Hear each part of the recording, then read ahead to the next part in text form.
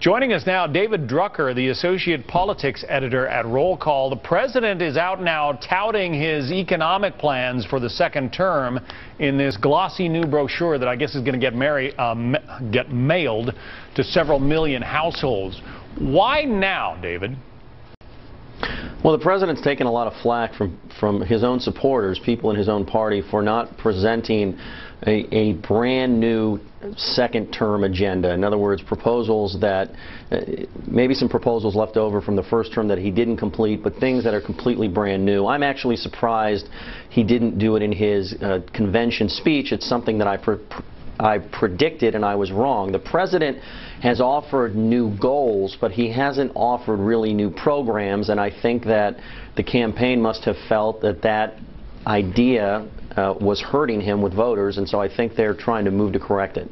There was a quote this morning on the political website Politico that I wanted to share with you and to get your reaction to it. Glenn Thrush writes, "Everything was going well for Barack Obama until about 9:04 on the night of October 3rd. That's the Denver debate, when Mitt Romney startled everybody by refusing to live up to his caricature as the worst candidate ever."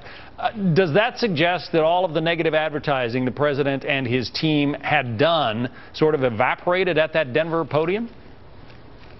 Well, I wouldn't say that it evaporated. We still have a very close race, and I think Mitt Romney in many of these states still, in a sense, has to make it very clear to voters that he is not the guy they're seeing in the ads, and there's still a ton of ads out there. But clearly, voters saw something completely different than they had expected. You know, one thing I'd point out, Mitt Romney did extremely well in that debate. It clearly changed the nature of this race.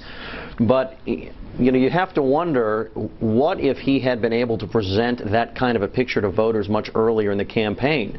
Where would he be now if he was able to do so much in just one evening? Yeah, is that why the president, especially in the last debate, kept accusing Romney of changing his positions and saying, you know, that's not how you said it X number of months ago, that kind of thing?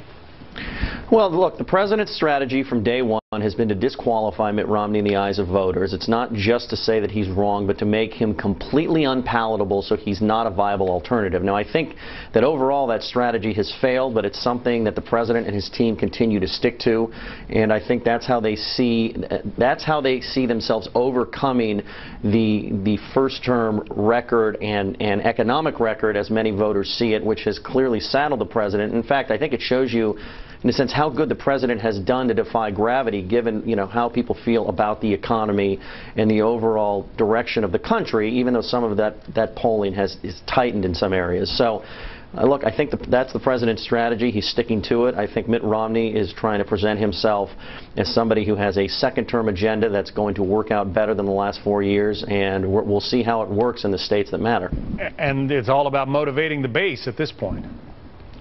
Well, at this point, with the race so close, you want to make sure every one of your supporters turns out. There are some undecided voters out there, not many, but enough, and you want to get to them. You want to get to the independents, and you want to make sure that there is a lot of enthusiasm and momentum on your side if you can, and so I think that's what you see both sides trying to do.